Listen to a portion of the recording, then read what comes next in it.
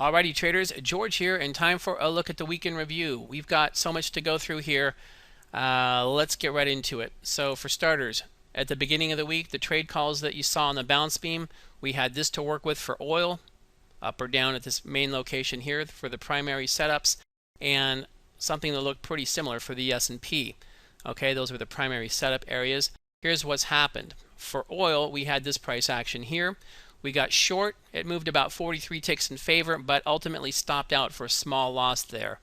We rotated to the long side and really pushed through all of these upside targets here in a big way. The first target here is 68 ticks. At the top here, there was a secondary short that set up that was stopped for the complete stop here for 30 ticks. Conservatively fixed on one lot here, picking up $230. If you're in on a multi-lot strategy, your target 2 picked up another $1,170, and your target 3 picked up almost $2,000 for some pretty good folding money for the weekend there. In training on Tuesday, we talked about dynamic exits and single contracts as a way to participate in some of the bigger moves.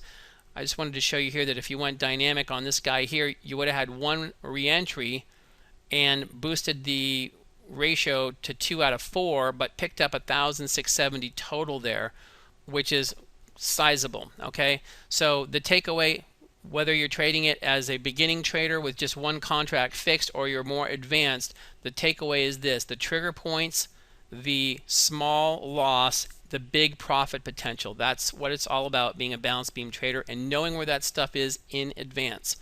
On the S&P, this is what's happened as of this morning. Earlier in the week, we hit this level for a long entry, but it was outside of the time qualification, so no trade. This morning, we broke down below the short entry level here, and we made a beeline to target 2. 7 points to target 1, a total of 16.5 if you make it to target 2. Okay, so 350 per contract for your T1, 825 for a T2. If you go single dynamic, as we just talked about for oil here on the S&P, you'd be able to stay in the mix long enough to exit at the target 2 for a single contract for 825. But conservatively, we'll be booking this at the junior level, assuming you're going fixed with a one contract strategy. Now on the spreadsheet here, in the most basic sense here, looking at 4 trades where 2 of them were losers and 2 of them were winners, and picking up another $580 there. Low trade count is fantastic. The gain per trade here, pretty nice average. And if we look at our equity curve, we've been continually building on this ever since the start of the year. We had a real fantastic pop out of January, and we've just continued to capitalize on it. We're at a new equity curve high today on the futures calls at just over $36,000. Every single one of these trades has been called in advance at the beginning of the week, and it just took a matter of days for them to complete to what you've seen here, and it's been week after week after week that this has happened. Okay, now one thing that I was a little late in doing is I didn't put up on the spreadsheet the gains for Pfizer and Chevron. There's only been 3 stock calls that I've shared with you: Caterpillar, Pfizer, and Chevron. They're all flat, they were all longs, and these are the gains that they put up: 5.83%, 6.55%, and 8.51%. So our stock selection there is flat for right now.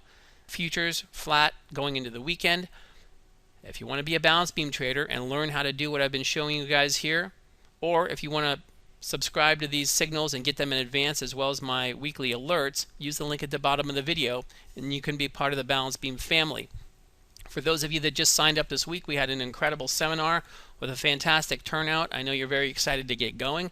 Take it one step at a time. Go through all the support videos on the website. And until next time, I'll see you all back in the live training room on Tuesday.